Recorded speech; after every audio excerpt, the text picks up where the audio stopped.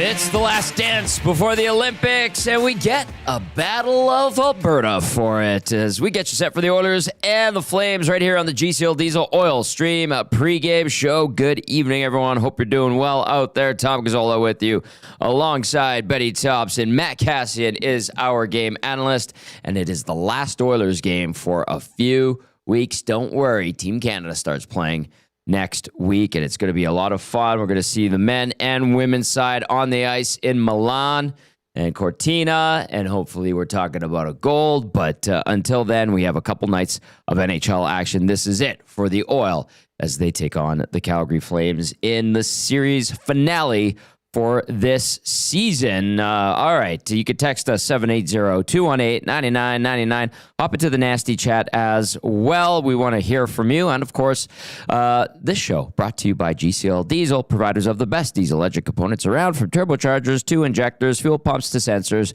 They are the critical engine component experts, proud to serve Edmonton and Northern Alberta for over 50 years. Logan Gordon will be joining us from Sportsnet 960 down in Calgary. I know he was on with Reed. I apologize. He's good. He's great. And I'm going to say, Logan, I'm sorry. I didn't know you were on with Reed. I was worried about the hole in my ceiling at home. Hot tub flooded on the amenities floor, Benny.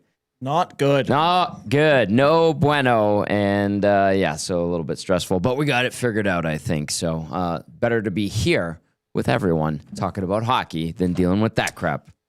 They can deal with it. They're going to fix it. They're going to fix it. They better fix it. They better. It's their problem. Oh, boy. Okay, let's get into this because Cass is going to be hopping on for Game Changers right away here. And listen, Edmonton falls to 28-21-8. Calgary's at 22-27-6. Both teams lost to the Maple Leafs Monday, Tuesday. Edmonton last night to the Maple Leafs. You and I were talking about it as we were getting ready for the show. The rage and the anger and all of that. You were even surprised by it. I was. I was a little bit, but I mean, we had our chance to kind of deal with it. But you said you were thinking about it some more. And, Dusty and I talked about it on Oil Stream this afternoon, and people were venting their frustrations. But you've had a day to decompress and think about it. What do you think now? Anything change in your mind about last night? Not really. To me, that Oilers team we saw last night was the Oilers team we've been seeing the past couple weeks. I don't know why people were surprised, and I definitely don't think it was as bad as what some people thought it was. That's fair. So I agree with that. That to me, it's the Oilers were leaky in their own end. And this has been a thing pretty much all year. There's been times where they've done a pretty good job of shoring that up a little bit, but they were leaky last night. Connor Ingram played well, but it still wasn't good enough to get them the win because they simply just gave up too many and they took some timely penalties. Offensively, in my opinion, they looked really good last night. Problem was they played Stolars, who played really well last night despite playing really bad going into Edmonton. So to me, if Stolars doesn't play that type of game, I'd imagine we're probably talking about, I'm not going to say the Oilers win last night, but it was at least a closer game, talking probably overtime, something along those lines. So, yeah, I didn't look at it as the Oilers just suck and this is embarrassing. Guys, we've seen them get pumped at home to Colorado, to Dallas. They've lost badly to Buffalo. They've had losses this year that make you scratch your head and go, how is this team supposed to be regarded as a contender? Last night was not one of those nights where I'm coming away from that. Last night was, okay, yeah, they had a loss. Could have played better, yes, but it's kind of been the same effort past couple of weeks, and it's one of them games, and it's lost in some games. Last night they lost. That 5-on-3 killed them. 100%. Whether 100%. we like the penalties called or not, and I know Belsey talked about it last night on the post-game show. He didn't love the call on Janmark. He thought there should have been a call on Matthews for interference or holding, whatever you want to call it. And then when you score a goal and you get scored on 7 seconds later, that's the kill. That's a kill. That's a problem. It's a dagger. Yeah. That is a problem. And they seem to have this knack for when there's an announcement for a goal they've just scored, allowing one. They did it last night. And then the 5-on-3 killed them. And then they tried to pepper Stolars, but he was up to the task. He made some great saves. And just take a deep breath. See what happens tonight. you get a win against the Flames and you're feeling better and going into the break in a good mood. How the Oilers come out of the break? Always interesting. Don't love the chances of them coming out well, but that's yeah. I think everyone's in agreement there that they struggle out of breaks. This is a bigger one, so yeah. All right. Well, we've got Cass standing by. I'm going to read a text from Hampton Steve chiming in. Says, "Good evening, gents. Tonight is simple. On paper, the Oilers are the better team. However, as much as it pains me to compliment the Flames, their best attribute is that they work hard, much more consistently than the Oilers do.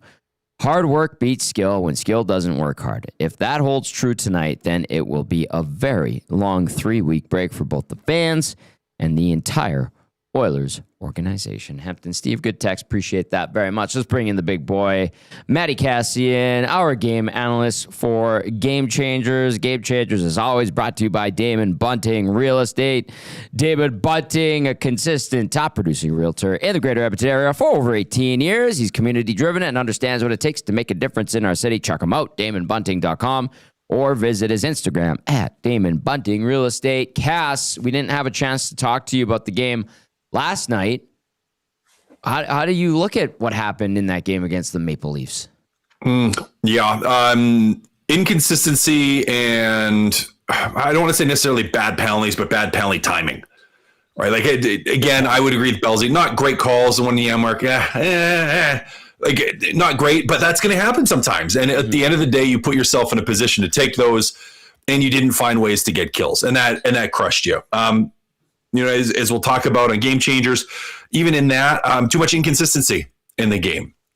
Too much inconsistency. There were stretches that were really good. There were stretches they weren't, and that ultimately cost them. Absolutely. Well, let's dive into it. Consistency is number one tonight on Game Changers, and these guys consistently frustrate their fans this season. I'll say that. They find ways to. Oh, do they ever? Do they ever find ways to? No, they absolutely do find ways to frustrate everybody, because it's moments like you have stretches in that game against Toronto where you're just absolutely dominant, and then it's all of a sudden you're flat for a period or two.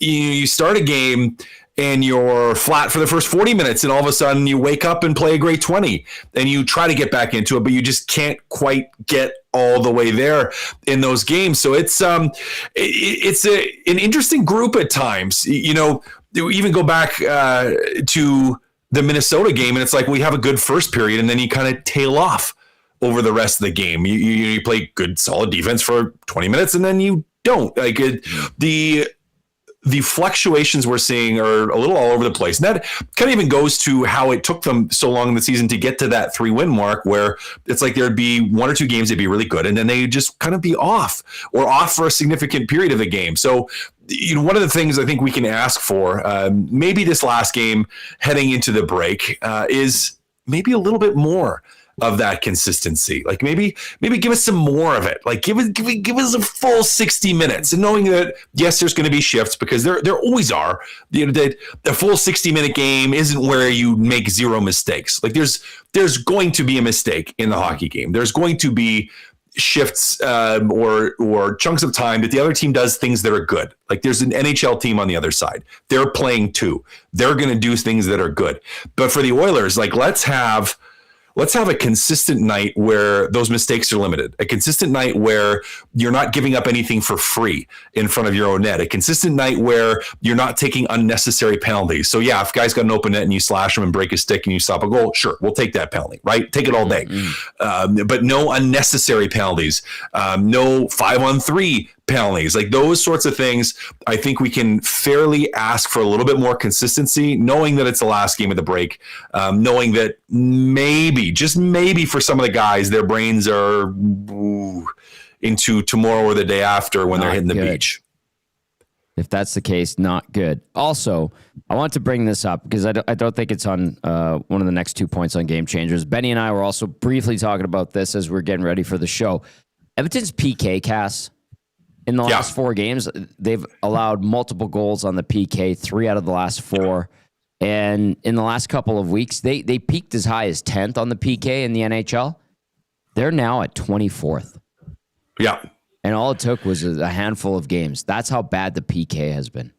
Yeah, it's been really, really bad. Hasn't been consistent. That actually, I had thought of that when I wrote that and sent it to you, and then I forgot to mention it when I was talking. Is that PK consistency? So I'm glad you brought it up. Okay, because that PK consistency has been poor, and that's across the board, right? Like it's not just one guy, it's not just one unit. It's been everybody, goaltending included in that. It hasn't been great recently, and that's as we talked about frequently, like generally that passive penalty killing, you end up somewhere in the middle. Now they've dipped because they've had a little bit of a bad stretch, and I don't think you necessarily blame that on the passivity, but you're always going to float around that middle mark of the league, typically between that 15 and 20 mark. I mean, that's kind of, you're just going to be middling and average, and you have a couple bad games, and that percentage drops a little bit. But another area where they certainly could use some more consistency. PK no bueno. Benny, you want to jump in on anything there? No, I'm curious to hear what he has to say about point 2, because this has been a topic obviously around the Oilers as of late. Let's get to it. Okay, getting jarred with it. Na. Yeah. I see what you did there. Woo, yeah. Get a little. I like that song, don't we? Is that song still? Are we still allowed to like? I don't even know who sings that song, but we're allowed to like that song. Yeah. Okay, are we still allowed to like Will Smith? With it. Has he been canceled yet? I don't know. Was he slapped somebody? Slapped Chris Rock. Right. Yeah. I don't know. He's slapped Chris Rock and trying to sing like he's 20. Whatever. That's cool. Maybe. Now, what hasn't been fantastic has been the Oilers' goaltending. Now, we could have legitimate discussions on whether it's been the team in front of him or whether it's been the goaltending, both for Ingram and for Jarry. Now, I lean towards, as I did for Stuart Skinner, as I punched my microphone, I lean towards it being way more on the team than it has been on the goaltending. Yeah. Way more on the team than it has been on the goaltending. And I think, you have seen some quotes the last week or two from players like McDavid that reinforce that to me a little bit. So yes, I understand people are upset, but it just doesn't shock me when the Oilers aren't playing well that we want to turn towards the goaltenders and be like, well, the goaltenders just need to make the one big save. Like, have we heard this before? We got 2 new goalies here and we're hearing it again. Now, when you're playing very poor defense, for as much as I just mocked that and mocked all the people that just blame Stuart Skinner for everything all the time, even on backdoor tap-ins, well, his lateral movement just isn't good enough and you just need to make the save. Well, backdoor tap-in when the goalie made a save on the other side of the net. Well, I mean, you just need to find a way. Well, how do you expect him to make a backdoor save when he was on the one side and the pass went quickly across? And well, his lateral movement, you just need to make a save.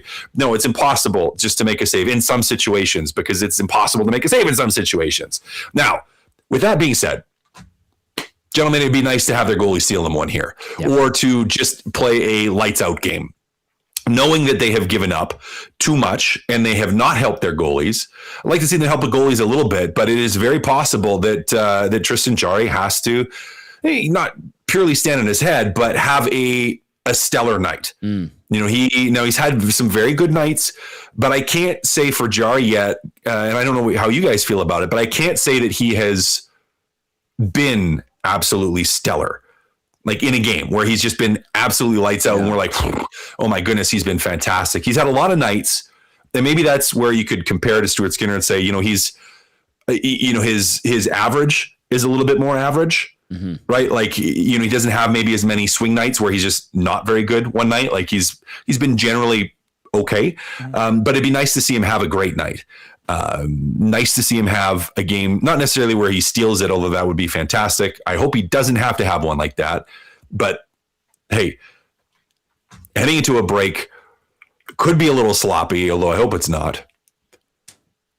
You might need Jarry to step up and have a big one. If he can lock it in and be the guy and be the best player on the ice tonight, you're going to win. So, hey, Calgary doesn't score a lot of goals. Edmonton has been giving up way too much. So it might be the type of game that Calgary still gets more opportunities than Calgary is used to, and Jarry has to come up big. That's point number 2 on Game Changers. Getting jarry with it. It is Game Changers, brought to you by Damon Bunting Real Estate. Damon Bunting, now with the agency.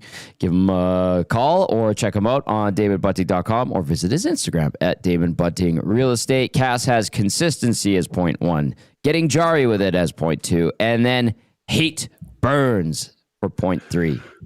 Yeah. Feel the hate, fellas. There's so much in this game that could be an excuse for the Edmonton Oilers, as there could be for the Calgary Flames. Last game before the break. Going to get a long time off. Going to get that vitamin D, a little bit of sunshine for people living in Alberta. Back-to-back games. Little bit of travel. You know, there's lots of reasons to look at this and to kind of go, maybe we can float through it a little bit. I would hate to see that. What I want to see, and I know Calgary's probably not making the playoffs, and we know Calgary's not as good on paper as Edmonton. Well, they work hard, as Texter had mentioned earlier. I can't remember which one. I hope we see a little bit of hate. I hope we see a little bit of fire. Like I hope we see that just the angst towards the other team that pulls them emotionally into this. Like I want to see an emotional game from the Oilers. Give me that over anything else. You know, I like, give me the emotional game here from them. Give me the spirit inside of the game from the Oilers. I think it bodes well for them if that is the case. Give me the awakened, lively Edmonton Oilers, not the sleeping, maybe there for a period, maybe not, struggling with inconsistency. You know, give me the jam. I want to see them come out and play a game that has the fire in it, guys. Like, it just bring the angst here, fellas. I want to see that emotion in this hockey game from the Oilers. And it's, for all the excuses, it's the Calgary Flames. So I'm hoping it's there. I'm hoping that rivalry pulls it out of them, because it would be great to see. I have to ask you about the big trade today. Oof. That the Kings pulled off with the Rangers, getting Panarin for Liam Greentree and a conditional third, and then locking him up for 2 more years. Yeah, that's the big part of it, isn't it? Yeah. It's the locking in. And Greentree's a good player. It's not like you didn't give up anything, and you give up some draft picks as well for the LA Kings. But I mean, hey, you're getting a guy that, you know, isn't probably at a high level as he was a couple of years ago from a playing standpoint, but still an incredibly highly skilled player. Yep. And can still put up points and will be a huge boon for the LA Kings. So not good for the division, not good for Edmonton. Nope. Right. Like that hurts. And the challenge is that's like the only place he wanted to go. Yeah. Right. Like he was like, man, I've been on the East Coast enough, been in New York enough. I'm just going to kind of, where do you want to go? I'll go to LA, make it work. Right. I have no trade clause. You can't trade me. Didn't give New York much to work with for Drury, but I thought New York made out okay, given the situation, given that you had a no move clause, given that he could basically dictate where he was going to go. Yeah. I thought they did okay getting Greentree and some picks for the New York Rangers. LA, I mean, that you'd signed him for a 2-year deal already. That was pretty huge. Yeah. Right. Because it'd be maybe too expensive just to bring him in, but to bring him and sign him, get the extension at a reasonable number, like it's not excessively crazy. And to have for this season, New York eat half of the cap cost. That's a pretty good deal, I think, for LA. So yeah, it's makes the division a little bit tougher. That's for sure. That's what I was going to say. I was looking before the pregame. The 5 biggest trades to go down this year involve a Pacific team. Yeah. To be fair, 2 of them are LA Kings trading, Philip Deneau, and Vancouver trading Quinn Hughes, both selling off those guys. But Rasmus Anderson to Vegas. Now we're seeing Panarin to LA. The Oilers made a trade to pick up Tristan Jarry. To me, that's got to be a sign that the teams in the division themselves are going, this is open season. Yeah. Right? Oh yeah, no, they look at this and you go LA right now, like they're what, 1 point out right now, I think, of a wild card spot. not that many points back, like 3 points back, I think, of Anaheim with a couple games in hand. Not that far back. If we look at it from Edmonton with a couple of games in hand, I think 4 points back, 3 games in hand on Edmonton as well. Yes. So they're right there. They're right there. They're there. And they're probably looking at this going like, hey, this could take us over the edge. And the Pacific Division is vulnerable. And it could be the type of division where, you're going to have a chance to win a series, maybe 2, right? Maybe 2, especially for the team that ends up in that first place position. Right. Yeah. Right. Like that. I think that this season, that first place division in the Pacific is going to be that much more important, because it just, that first round opponent, I think, falls off pretty quickly in terms of the 7-game capacity than the second and third place team, depending on what happens. So yeah, I mean, hey, they're shooting their shot, right?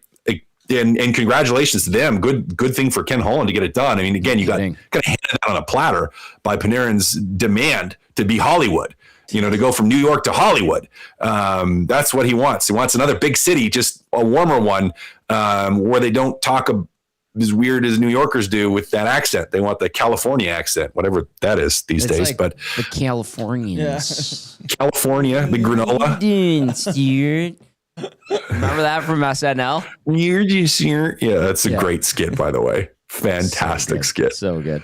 Betty, do you have a question of the night? Do you want to throw it to Cass if you have one? Question night. I mean, it was kind of tied in with game changers. Like Tristan Jarry tonight.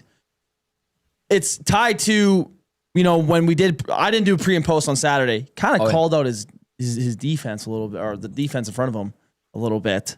Was he wrong? Exactly. The question was what's the percentages between Jarry not letting in, or letting in the goals that he shouldn't be letting in versus the defense in front of him. So how much is it on Jarry? Yeah. What's the ratio? Yeah, percentage wise. Yeah. Did you do a poll for that? Did we do a poll for that? You could. That'd be a good poll. That'd be a good poll. So while you're spinning that up, I'll give my thought. Yeah. I'm gonna go 70% on the team, or I depending on what you do for the poll, like 25% Jarry, 75% of the team. He bears responsibility, yes, but there's still more responsibility on the team, and that's actually higher than typical for me, because I don't think he's been great. So I'd probably go like 25% Jarry, 75 team. That there's probably going to be a lot of people that are pushing that the other way, though. Well, we've seen in the last couple of post-game shows the collective thought on the goaltending and the team defense change.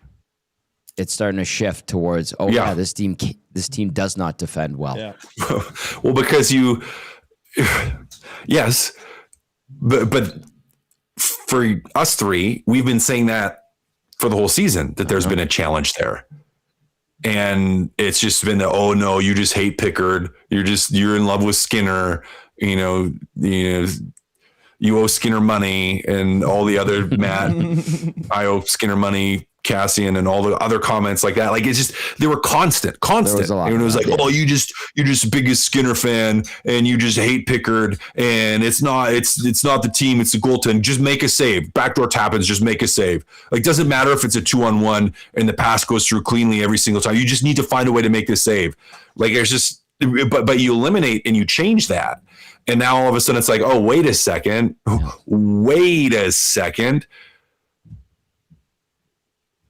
There's something else there too. And that something else is, at times they get very, very leaky with their high danger chances. Cause there's high danger chances, guys, and there's high danger chances, right? And that's what analytics, when you look at them, don't always tell you. There's high danger chances and there's high danger chances. And the Oilers give more up the latter at times, which is just like your real high danger chances, your wide open nets versus your, just a shot from a good area. Right. All right. Well, he's working on that poll question. I was trying to figure out how to do it. And then eventually I figured out I'm going to do it so that it's the percentages. So I have goaltending 30 to 40%, goaltending 41 to 50%. How much of the percentage? I see. So Gotcha. it's about to be up here in a second. Gotcha. Cass, great stuff. We'll catch up with you briefly on the post-game show. You got an early one tomorrow, don't you? Ooh, real early one. Going to be a fun flight, but that's it is what it is. All right, buddy. We will get to you quick. We'll get you in and out, and we appreciate it. We'll talk to you in a bit. Sounds good, boys. There you go. There's Matt Kassian, our game analyst, bringing us game changers for tonight. We're going to get to Logan Gordon right away. You can text us 780-218-9999. Benny's going to have that poll up on the YouTube feed shortly. You got it? I keep clicking the wrong button. Oh, okay. Never mind. Benny's going to keep screwing up the poll. I'm just kidding. Do we have Chris Knobloch? Do you want to get to Chris Knobloch before we get Logan Gordon in from Calgary? Let's do it. All right, here we go. Here's the coach. He spoke, I think, at 6:45. Yes. All right, here's Chris Knobloch. Will be Jari tonight. Jari's our goalie tonight. All right, when it comes to your guys' team game against the Calgary Flames, they've won 2 of the 3. You guys wrap up the season series tonight. Why is it that they seemingly give you guys a little bit of a handful every time you meet? Well, they play hard. They keep their game really simple. And, I know the game at the beginning of the year. I thought that was one of our, it was early in the year. I thought we played well in the first 40. Unfortunate balance turned things around, or actually 2 of them. And, but in the last time we played them, they were definitely the better team for most of the night. And, I think a lot of credit to their coaching staff. I think they get a lot out of their group. 30 goals against in the last 6 games, either post-game last night or pre-game today. How do you guys kind of discuss that as a group and hit a recalibration button on that front? Yeah, I think everyone needs to be a little bit better, aware of the details, taking fewer penalties, and then when we do take penalties, we're not going to be perfect. We are going to go to the our box occasionally. We need our penalty kill to get some stops for us. Do you have any lineup changes? We do. Lazar's coming in, Frederick's coming out. Okay, so you played Mangiapane again. Had maybe his best period in a long time, the first period. I know he made a mistake in the second. You went back in the third. Is this sort of a chance for a guy to get some traction here? Absolutely. He did do a lot of good things the other night. Played with a lot of tenacity, had some scoring chances, and unfortunately made a mistake that led to a goal against. But there's definitely some good things to his game, and definitely we feel that he can build on that. Knobloch speaking to the media just about 45 minutes ago down at the Saddle Dome. You can text us 780-218-9999. If you're watching on YouTube, hop into the nasty chat. It's humming along nicely this evening. We want to hear from you. Gazzola and Thomson with you as we get you set for the final Battle of Alberta this season. And to help us set it up, Logan Gordon from Sportsnet 960 down in Calgary joins us now. And Logan, we've been talking about consistency with the Oilers. We've been talking about the sky falling, and if you listened to the post-game show last night, everybody was very upset, and why can't these goalies make a save, and why do they take stupid penalties, why does the PK suck? How are the Flames doing? Pretty much the same. Oh, okay, not much different, I'm not counting the wins probably as much as Oilers fans are right now, but the inconsistency part, we can certainly share some tears about that here in Calgary, but yeah, hey, it's been a long year in Calgary, and it's going to be a little longer for post-Olympics, but so it's going all right. Okay, I appreciate the perky demeanor. You gotta go with that to keep the vibes positive. Yeah, I understand. Exactly. Okay, tell us about Monday night against the Leafs. I mean, we saw them here yesterday, and the Oilers, a couple of quick strikes against them. They had a 5-on-3 that the Leafs converted on twice. What was the game story from Monday night at the Dome?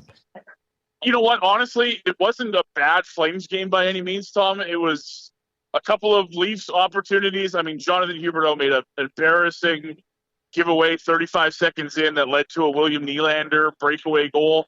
That's never how you want to start a hockey game, and especially for a team that doesn't score a lot. Climbing back into games offensively is never going to be a strong suit for them, but they battled hard, and at the end of the day, they got within a goal.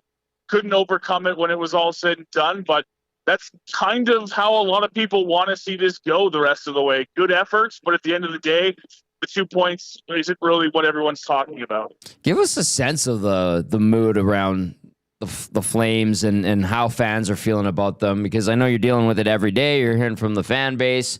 Is it like an acceptance? Is there frustration? Do they see a plan in place? How would you sum it up for us up here?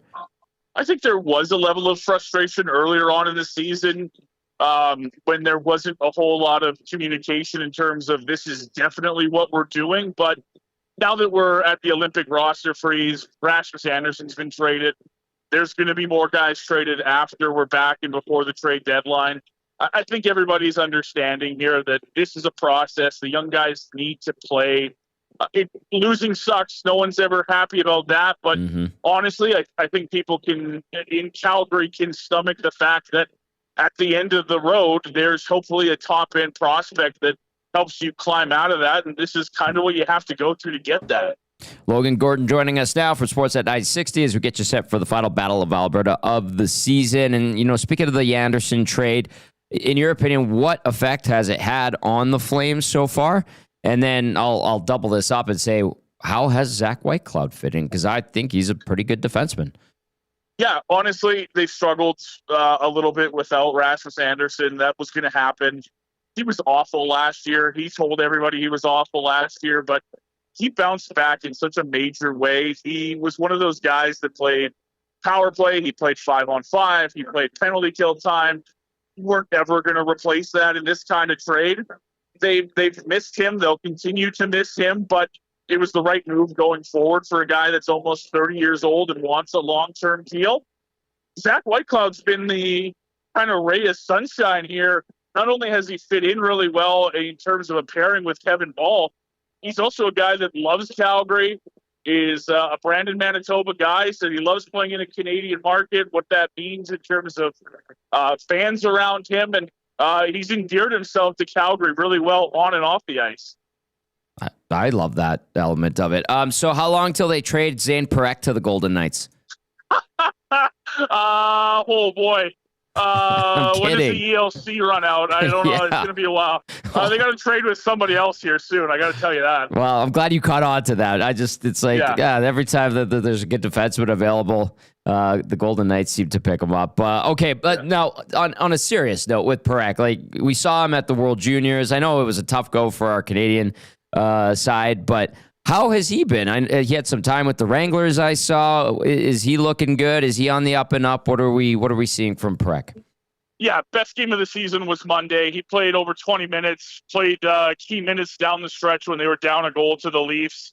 It's been a really tough year for him. He's, played, he got hurt early on in the season. Then, it was about World Junior time, and the discussion was he's probably go play World Juniors. He does, plays really well, but gets a little banged up, and so the team goes, well, we want you at 100%. There's no reason to push that. So he goes on a conditioning stint with the Wranglers, like you mentioned, played really well with them, and is probably as confident as he's ever been this part of the season. They're going to use him consistently down the stretch. It sucks there's an Olympic break and he's not AHL eligible to continue playing, which is a bit of another stop in the season for him. But if everything goes well, the back half of the season will be where we kind of determine how successful the rookie season was for Zane Parekh. Oh, man, he's got a ton of skill. He scores some absolutely brilliant goals. Great shot. So we'll see what he can do tonight against the Oil. Okay, you kind of touched on it a little bit, but I'm curious to know what the thought is in regard to what Craig Conroy will be doing. You said, we expect a couple more trades when the roster freeze comes to an end after the Olympics. But what's the focus for Craig Conroy and the staff, and how do they go about shaping this team to be ready to start to build things up again? Yeah, I mean, look, they've got picks right now. They've got a few prospects in the system they like, but they feel there's still a chance to add to that. Blake Coleman, Nazem Kadri, probably the guys you've heard the most about in terms of making noise in Calgary and in terms of trades.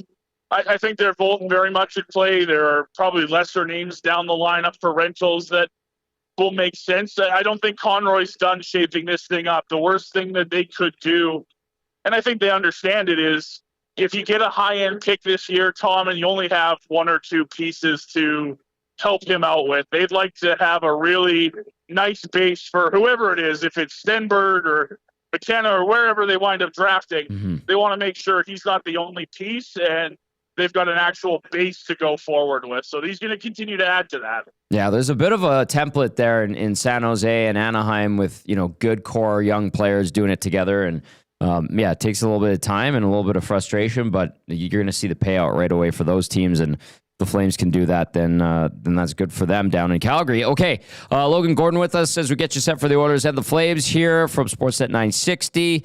How's the new rink coming along? I'm kind of curious. I don't know if anybody's been asking for updates, but I haven't been down to Calgary since, I think, November. I haven't really seen it, but where is it at? Are people excited about it? How's that all coming together? Yeah, you know what? It's coming along great. I think construction updates have all been positive.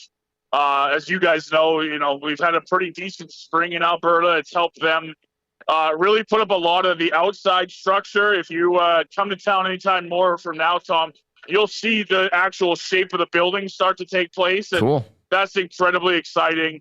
They're hoping, I think, by the end of the year that they're talking about a covered structure and they can start getting into everything inside the building. So it's incredibly exciting. I love this place. The Dome will always be special, but everyone, now that you can see it kind of making its way out of the ground a little bit more, is really hyped for Scotia Place. You know what? It is a good feeling. It is exciting. It's fun for the city. And when that new building opens, it's pretty special. We saw it here a few years ago, almost 10 years ago. Jeez, it's been a long time. Yeah, it's crazy, but it's good. It's good for the Flames. It's good for Alberta. It's going to bring more concerts through our province. And I'm always curious. I'm a geek for stadiums and arenas and stuff like that. So I appreciate the update on the rink.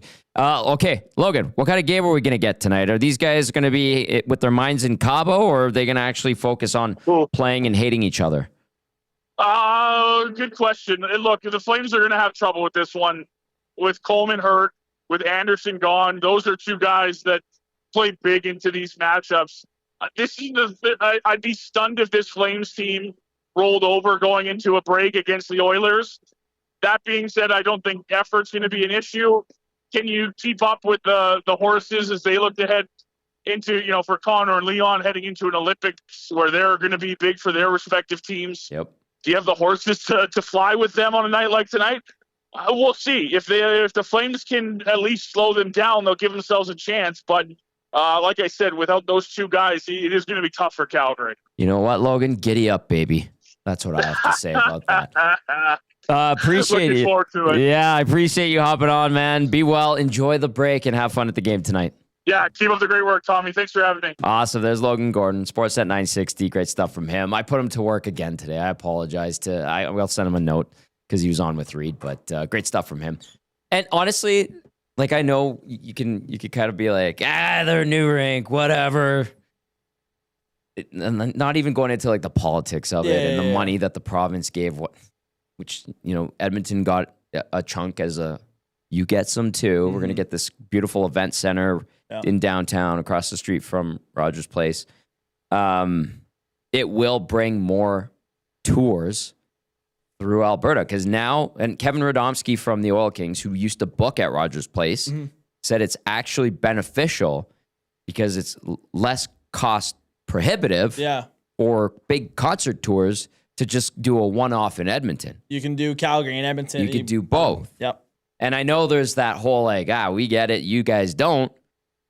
That's cool, but it sucks when both cities and the entire province don't get some of the tours because it doesn't make financial sense for the artists and musicians and bands to just come to Edmonton.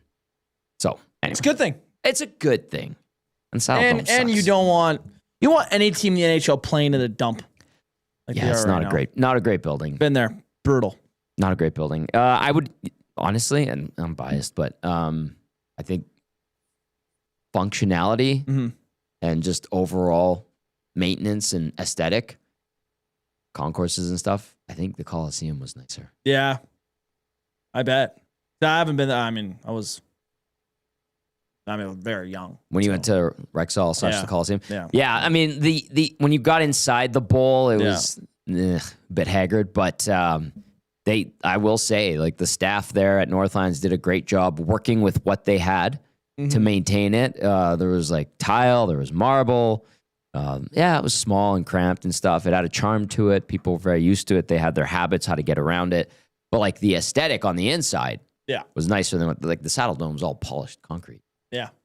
It's a weird. Yeah. I remember there's a weird concession in the corner. Yeah. Yeah, like such a weird way to get there. Yep. Like, Yeah, you're just like, why did they build it like that? yeah. Yeah. And the roof can't support a lot of Yeah. weight. There's a big snowfall. They have to send the engineers up there to make sure that it's okay. You can't bring in like big rigs for concerts. That's why they don't get those concerts. So yeah, it's going to be a good thing. And I think 2027. Yeah, I think One more year at the yeah. Dome. Yeah. And then away we go. Yeah, good. The poll. Okay. We have 47 votes. Okay. It's titled just what takes more responsibility for the Oilers' goals against. The leader right now is goaltending being 30% or lower. That's at 45%. So defense 70, Got it. Yeah. goaltending 30 or lower. So any Agreed. range in there, and then 40% 31 to 50. Agreed. 11% 51 to 70, and 4% say it's goaltending 71% or higher. Yeah. No, I'm with everyone on that one. Yeah. And it's, I know Cass kind of made the joke like, oh, we've been telling you for all. But It's good to see the recognition and like, oh, all right. It's not just Stu or Calvin. I appreciated the fact that Jari said to the media, yeah, we need to clean up in front of our net. You know what I mean? Yeah. Like I appreciate that because it's They do. because that's a new guy that's come in and everyone's wanting to be like, oh, this guy's the savior. This is going to be the guy. And then he's played in Pittsburgh for however long. And let's not act like they were a fantastic defensive team when he was there, but still, like, it's a different system. And he comes in and he goes, yeah, we need to clean up in front of our own net. It's like, yeah, it's like that's what's been the problem. The goaltending, yeah, like, to me, I agree with Cass. The average of Jari is higher than Skinner's. Skinner was way too high, way too low, way too inconsistent. Like his middle ground, if you will. His middle ground is his average in the end. Jari's is higher than Skinner's. But in the end, man, like, this team will continue to allow a ton of goals against if they don't clean up those high danger chances that they're giving up. And they haven't been doing it as of late. Cass hasn't used this term, I don't think, yet this season, but compounding errors killed them last night. Yes. I'm going to get to this text before we get to the lineups and obviously injury report. And we do need to get to a game day odds check. We'll do that as we have another 10 minutes here on the pregame show. It's Gazzola, Thomson with you. You heard from Logan Gordon from Sportsnet 960 down in Calgary. Good stuff from him. And then you also heard from Cass a little bit earlier with Game Changers. And then we're going to hear from my Auntie Rhonda. She says, hey, Tom, Ola from Mexico, Uncle Johnny, myself, and my brother Wade. I think they're watching, maybe even listening. Nice. Hope you guys are enjoying it down there. Lovely time to be in Mexico. I think my parents are in Mexico right now, but on the other side of Mexico, I can't remember, something like that. A lot of people seem to have gone down and gotten away from the cold, although It's not that cold. the weather's been great here. So Pretty good. knock on wood, it stays like that. I saw Clausen's forecast. It looks like it should be good for a few days. Good. Yeah, it's been seeing on apps too, and I'm going to Arizona in a couple of weeks, and I hope they're saving the bad weather for when I'm gone. Thanks. Just Yeah. Just leave a turd Okay. while I'm on my way out. Yeah. Well, just like you and Benny's Blind Rankings, just turd in the punch bowl. Yep, it's coming. Thanks, pal. Yep. All right, let's get to. You can text us 780-218-9999. Hop into the nasty chat. I see the nasty chat going. That's good. Here's your lineup for the Oilers tonight. McDavid between Podkolzin and Hyman. Draisaitl with Savoy and Kapanen. Nugent Hopkins with Mangiapane and Roslovic. Szymanski with Janmark and Lazar. This is from Tony a few minutes ago. Yeah. Ekholm with Bouchard, Nurse with Wallman, Stasny with Emerson. Tristan Jarry starts in goal. Okay. Surprised. I talked about to you on pregame or before pregame. Surprised Frederick was the one that got brought out in this case, because to me, I actually kind of thought he was noticeable yesterday. And yeah, so did I. Seemed like he was like starting to kind of make a trend to like. And Who got sat last night? Curtis Lazar. Yeah, but then who got sat? Sorry. Yes, Who was not in the Mangiapane. game, yeah. I thought that was a foregone. Yeah, you take out the guy that you sat for a whole period. And but he's no. been a healthy scratch how many times the last couple of weeks? Third line. with Ross. I mean, he's given guys to play with there. Nuge and Roslovic, those are not bad players like that. Those are skill guys. So this is a good opportunity for Mangiapane. I'm surprised that it's Podkolzin, not with Draisaitl. I think they want to change that up a little bit because I remember McDavid, Hyman, and Savoy working out earlier in the year, and so I'm surprised they haven't gone to back to that line. But I don't mind it. You got to give Nuge a try at 3C, man. You have to, in my opinion. This team is lacking a third line center, even when Henrique's healthy. Sorry, that's don't be sorry. Be Benny. But that's. Give him a try. And if it works out at 3C, then it changes what you need to go get at the deadline.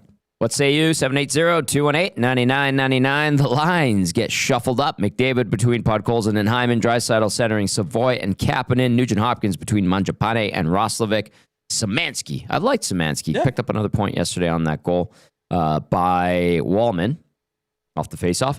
Szymanski centering Janmark and Lazar. Trent Frederick comes out. There was people yesterday saying, get Frederick out of the lineup. There you go. Your wish has come true. Ekholm with Bouchard, Nurse with Wallman, Stasny with Emerson, Jari between the pipes for the Oil. I'm just going to check the Flames, see if they updated anything or if there's anything new with their lines for tonight. You've got Backlund with Sharon Govich and Coronado, Kadri between Zari and Farabee, Frost with Huberdeau and Gradin, Pospisil with Lomberg and Klapka. Klapka's a beast, man, 6'8". And he'll fight you. Big boy. He'll fight you. Ball with Whitecloud, Kuznetsov with Uyghur, Hanley paired up with Parek. Devin Cooley is your starter in goal. Your starting goalies, by the way, Jari, 15-6-2 this season, 302 GAA, 895 save percentage, 2 shutouts in 24 games this season. Looking for a bounce-back performance. Tough one against the Minnesota Wild on Saturday. Jari versus Calgary, pretty good, 4-1-2. 192 goals against average, 938 save percentage in the 7 appearances versus the Flames. And then Cooley is 6-6-3 this year. He has a 222 GAA, pretty nice 921 save percentage in the 18 games that he has played. His lifetime mark against the Oilers, just the one game, 0-1, 14.19 GAA, 636 save percentage in his lone appearance versus the Oil. Let's get you to the Advantage Sport Medicine and Physiotherapy Injury Report. Connor McDavid's got a team of specialists. You've got a bag of frozen peas. Get the same locker room approach trusted by the best in the game at Advantage Sport Medicine. Book your assessment today, www.advantagesportmed.ca, or call 780-460-9977. Adam Henrique, LTIR, undisclosed. And then for the Flames, Blake Coleman, IR, upper body. Jake Bean, IR, undisclosed. John Beecher, IR, upper body. Samuel Honzik, IR, upper body. And you heard Logan Gordon saying, hey, we expect to see a potential move for Blake Coleman being shipped out of Calgary. It'll have to wait until after the Olympic roster freeze lifts in a few weeks, and he'll have to get healthy as well. That is your Advantage Sport Medicine and Physiotherapy Injury Report. Book your assessment today, www.advantagesportmed.ca, or call 780-460-9977. Benny, you want to chip in with anything before I get to the game day odds check? I appreciate this comment in the Nash chat from Confide. Trent scratched because he didn't respond to the hit on McDavid last game. Remember we talked about that? Yeah. Belsey thinks he didn't see who caught McDavid, whether it was Carlo or if it was someone else, because there's a bit of a crossing pattern in front of him and he kind of missed it. Yeah, that's what Belsey was saying, and yeah, on TV it was hard to see because it was zoomed in, and then they showed a shot. It was just Frederick skating by the bench. Yeah. So yeah, apparently from boots on the ground in the building, Belsey was saying that he did try to go, he just didn't know who it was. And Darnell saw it, went up, he ended up answering the bell. Good fight. Yeah, it was a good fight. All right, let's get to your game day odds check. Brought to you by Play Alberta, presenting sponsor of EST. We appreciate them very, very much. When you play in Alberta, it stays in Alberta, safe and secure. The revenue generated from Play Alberta is redirected into Alberta's General Revenue Fund, which is used to support programs and services that Albertans rely on every day. Your money line for tonight, the Oilers favorites on the road at the Dome at -139, Calgary at +118, home dogs. And then the over-under set at 6.5. The over at -110. The under at minus 120. I went with, I can't remember if it was the game or the play of the day from Jay or if it was the early bird parlay, but it was Draisaitl power play point. Both teams to score 2 goals, I believe, and the Oilers to win. I would have to go back. I don't have it right here on my screen. I'll take a look actually though. But I put one little sprinkle today.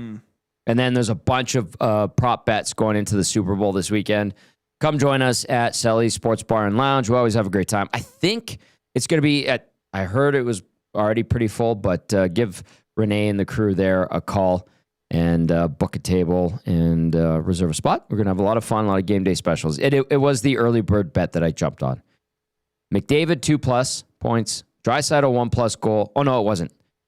It was the Battle of Alberta special. Draisaitl over half a power play point, so just 1. And both teams to score 2 goals. That was at plus 230. Boosted to 230. Nice. Like the early bird bet, McDavid 2+ points, Draisaitl 1+ goal, Bouchard 1+ point. That was boosted to 340. That's tempting. Mm-hmm. But I think the power play is going to click tonight.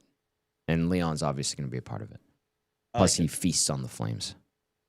Yeah, I mean, he's done in the past. This would be a game 2. And I mean, I think they're trying to ramp up for the Olympics. So yeah, I'd expect him to be trying to go off tonight. He's invigorated because he's the flag bearer. Yes. For the opening ceremony. Congrats to him. For Germany. Yeah, that's actually pretty sweet. A polite clap for Leon Draisaitl.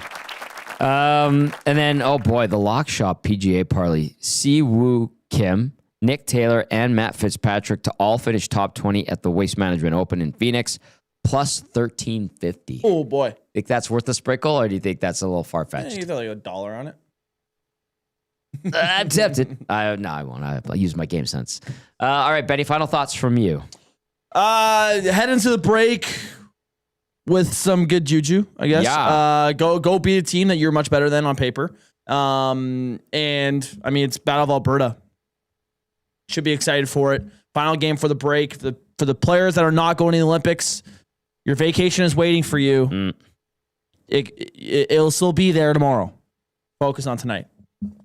Coach Mike Texan said, last game for both teams. Minds wandering equals a sloppy game tonight. I hope not, Coach Mike. I hope we get it's a possibility, though. Like both teams emptying the tank. That would be lovely. Nice. Last one this season, and let's see if the Oilers can send Oil Country into the Olympic break somewhat satisfied. Not completely, but somewhat satisfied. Big thank you to Logan Gordon from Sportsnet 960 down in Calgary for hopping on. Great stuff from him. Thank you to everybody who watched, everybody who listened, whether it was here in town, maybe you're in Mexico like my aunt and uncle, or maybe you're elsewhere. But we always appreciate you stopping by to hang out with us. We'll be doing this after the Oilers and Flames game right here on EST. It'll be the GCL Diesel Oil Stream post-game shelf show. Myself, Cass, Benny, back with you in a couple hours. Ciao for now.